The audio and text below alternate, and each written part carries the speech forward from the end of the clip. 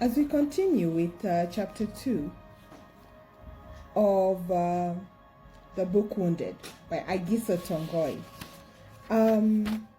it's about the society's view of motherhood, and she starts by talking about how the society does not allow us to negatively express thoughts or experiences that we've had with our mothers.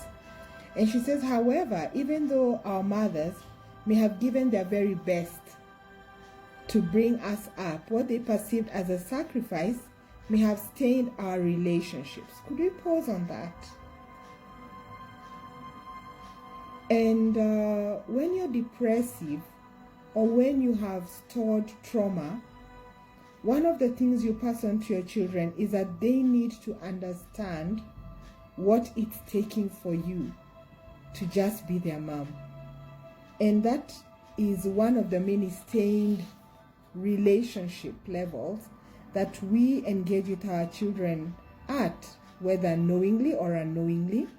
And she goes on to say that there is underlying shame, guilt, manipulation, and even pressure.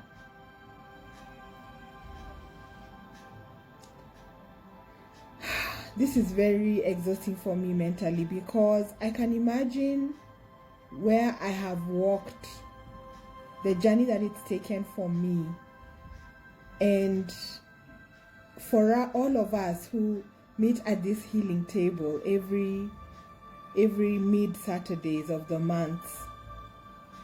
And how are you coping? Really? Are you struggling? Are you feeling trapped? Because mother may have been secretly mean to us, but her public and private life was so different. And Agiso refers to this as a dichotomous performance on her part. And so many times as moms, we are looking, I know I've constantly looked for just being myself naturally, but even at my worst, that dichotomy was not far off. I was kind of like the same person, because I was still trying to rescue myself. So I can imagine if your trauma has been deeply compounded, that dichotomy, how strenuous it is. If you've listened to the other videos on the mask, do you now relate to the bouncing off, misrepresenting yourself? And she goes on to say that children of these secretly abusive mothers are often confused by this dichotomous behavior. So as a result, here goes, they become victims of unresolved grief, fear, disappointment, and resentment toward their mothers, not other people, towards their mothers. So maybe your mom did something when you were a child, and only later on do you have the guts, the energy, the resilience to say, you know what, I'm not going to eat from this table.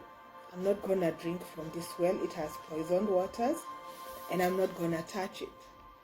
And if you experience dichotomy, it becomes deeply ingrained in your own motherhood journey.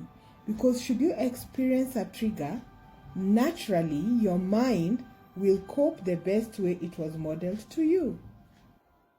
Hence the reason for us to say, stop the bus, please stop the bus. I'd like to get off here and just have a seat and put myself together so that I can continue with the wheel of life.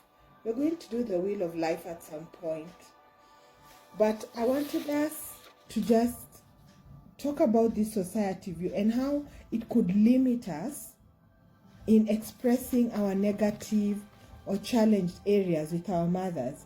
She goes on to say, what's the difference between a mother wound and a father wound?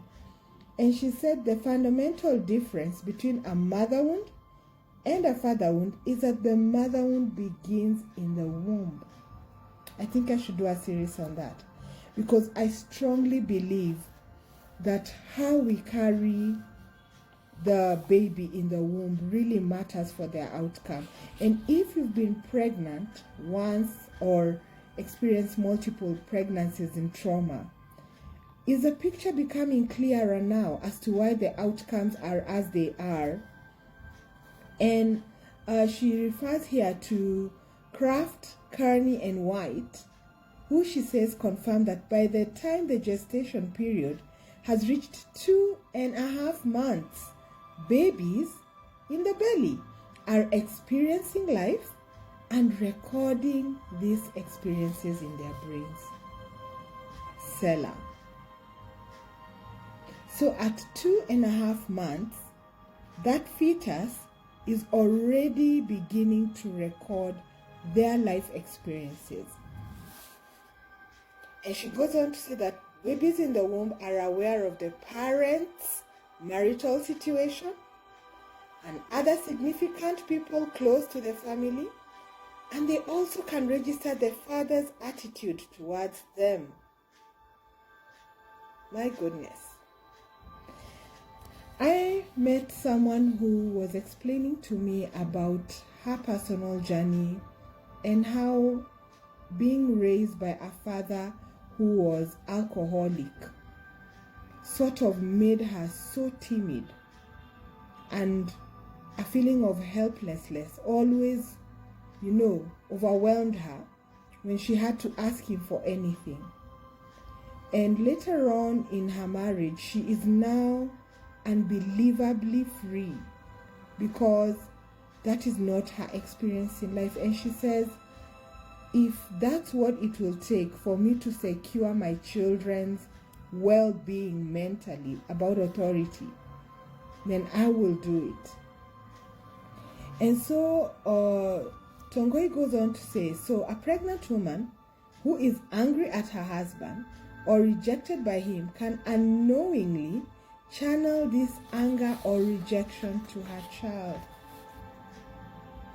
And as you listen to the other video on attachment styles, have you ever experienced a child who was born and they cried and cried and cried, and they were relentless on their crying, with their crying, and they just wanted, I think, the parents to have it all? And this is not funny at all, but it's a basic truth about womb experiences.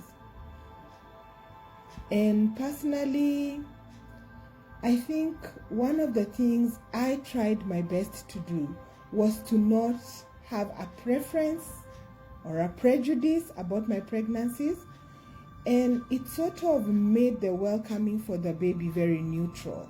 So the baby taught me who they were, how they wanted to be loved, and every child is different. And with that wisdom, when I share it with expectant moms in this program, it kind of like takes off a big load where it really doesn't matter. We are all just carrying through this, carrying our emotions, carrying our day-to-day experiences. As the mother is nurturing the pregnancy, she anticipates that the fetus is developing as well, because the only work the fetus has is to develop and be ready to meet the mom and the dad, hopefully, at birth. And so why would we want to traumatize that very innocent child who we are about to meet in a few months? My goodness, I think, and that's the end of that chapter for us. I think this chapter is brief, but it's fully loaded. I can't wait to do the womb experiences with us. My Lord, that calls me for great investment in research. I hope this has shed some light for you. Thank you for always taking time with me.